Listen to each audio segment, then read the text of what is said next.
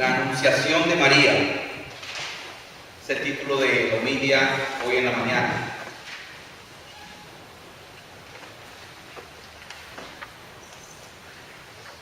Las iglesias protestantes, aquellas que venimos de las raíces de la Reforma del siglo XV, como la nuestra, la presbiteriana, la luterana, las metodistas, los bautistas, los discípulos de Cristo, y pare usted de nombrar todas esas denominaciones que los europeos y los anglosajones se inventaron. Tenemos un problema muy serio con respecto a María. Y el problema que nosotros tenemos es en reacción al lugar casi de deidad que le otorga la Iglesia católica, apostólica y romana. Hubo una época, especialmente en la época medieval, cuando los reyes, que habían teólogos católicos que hablaban de que ella era la cuarta persona que había que agregar a la Trinidad.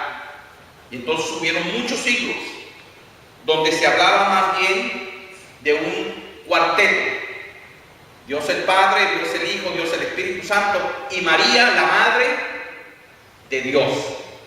Yo siempre recuerdo mi abuelita rezando su rosario: Santa María, Madre de Dios, ruega por nosotros los pecadores, ahora y en la hora de nuestra muerte. Amén. Dios te salve María, llena eres de gracia, bendita tú eres entre todas las mujeres, bendito es el vientre de tu fruto Jesús. Y esa devoción de mi abuelita a María, a quien ella consideraba una deidad. Como resultado de eso, nosotros los protestantes hemos tenido temor de hablar de María y de su rol en el drama de la salvación, al punto que en la gran mayoría de nuestras iglesias o en la teología protestante reformada se le ha ignorado y se le ha relegado. Nosotros tenemos muchas iglesias protestantes que se llaman San Andrews, San Mark, San Stephens, pero no tenemos iglesias, muy pocas, que se llamen María o Guadalupe. Para su sorpresa, hay una iglesia presbiteriana en Arizona que se llama Guadalupe. Y yo a veces, bromeando con mis hermanos de Arizona, les digo: yo en un heartbeat cambiaría el nombre de nuestra iglesia al nombre que ustedes tienen como Guadalupe. Incluso hay una iglesia que es la iglesia anglicana, la iglesia de todos los santos, la iglesia episcopal, que aquí tenemos una vecina muy grande, ahí al cruzar el City Hall, donde celebran el Día de Guadalupe. Porque la iglesia anglicana es como una especie de híbrido, ¿verdad?, entre la tradición católica y la tradición reformada. Pero no podemos evitar, especialmente hoy, en la época de Navidad, hablar de María. Y es entonces donde muchos pastores, predicadores y teólogos protestantes se sienten un poco incómodos. ¿Cómo hablamos de María? Algo que yo quiero resaltar es la parte femenina de la identificación de María. La historia del Evangelio nos dice que ella era una virgen que no había sido casada, que no conocía a ningún hombre. Ella era su propia persona. Tenía su propia identidad, que no dependía de un hombre, sino de ella sola. Porque en el contexto del Evangelio, y especialmente de la cultura judía, las mujeres casi no tenían identidad. La identidad de la mujer dependía siempre de la de un hombre. Así que una mujer joven como María, en la cultura judía, no era nadie hasta el momento en que se casaba y adoptaba el nombre de su marido, de su esposo. Algunos rasgos de esa cultura todavía permean en la cultura latinoamericana. Y yo recuerdo teniendo la conversación con Sandra cuando le propuse matrimonio sobre cómo iba a ser el nombre de ella.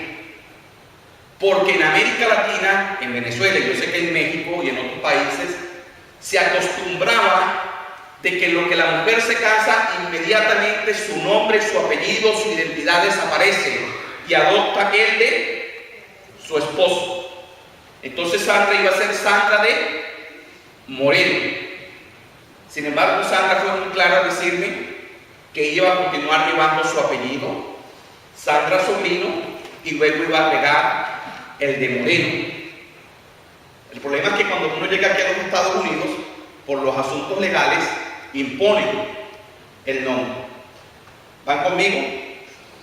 Así que Lucas, en este relato que nos leyó Cindy, nos presenta una mujer muy lejana a la deidad que construyeron de ella siglos más tarde los teólogos.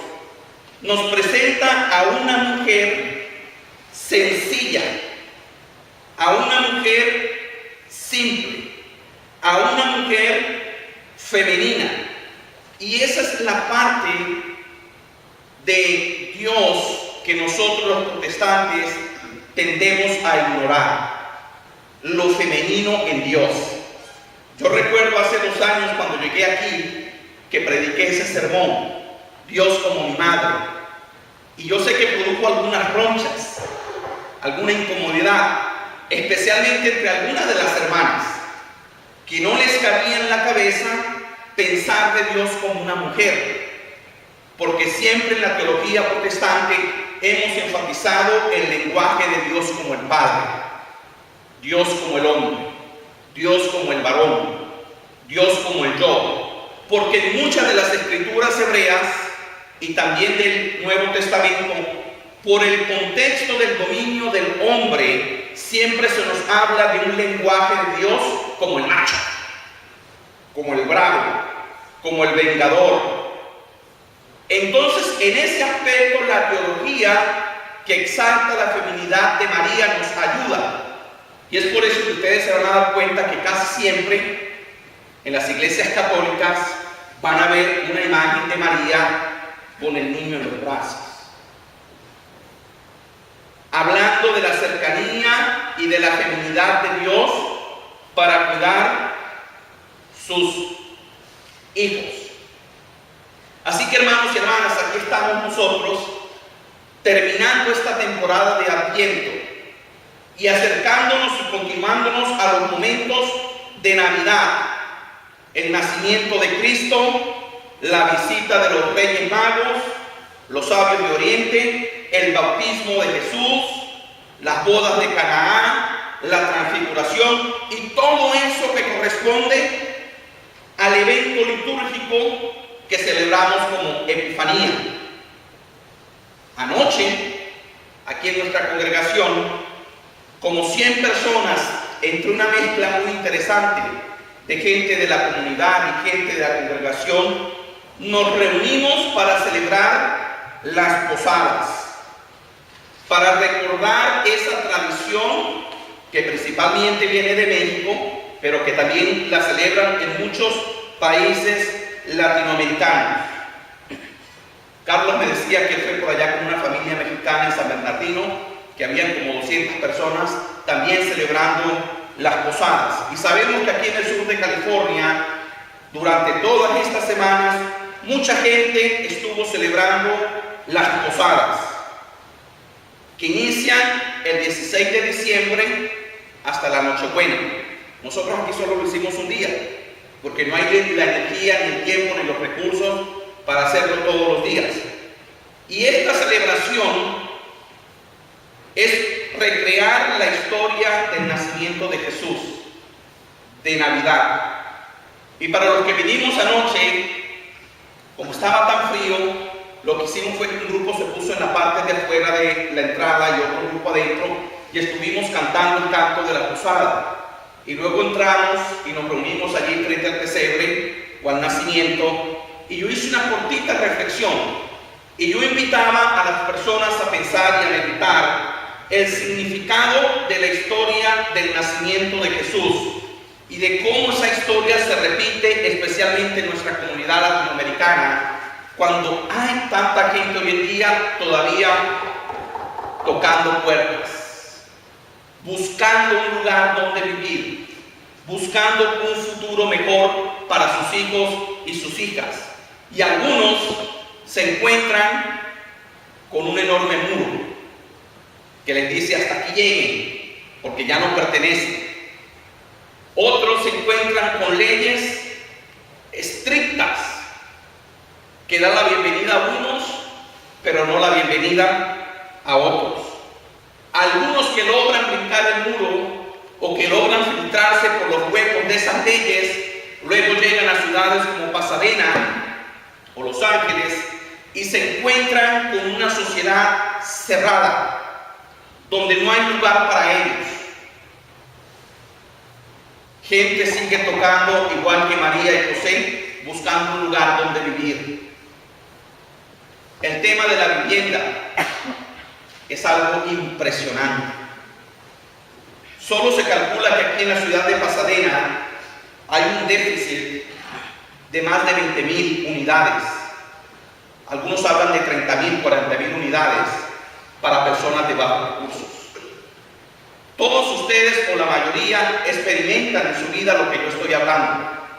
Nosotros aquí tenemos la bendición de compartir cada domingo con algunas de las personas homeless que viven en los alleys de esta ciudad. Yo a veces cuando camino por la Colorado Boulevard, me da gusto cuando algunos de ellos ya me reconocen por mi nombre y me llaman Pastor Ricardo, how are you? Y siempre estoy pensando, ¿qué ocurre con ellos cuando cae la noche? ¿O qué ocurre con ellos cuando salen de nuestro almuerzo? Personas que siguen tocando y buscando un lugar donde vivir. Otros siguen buscando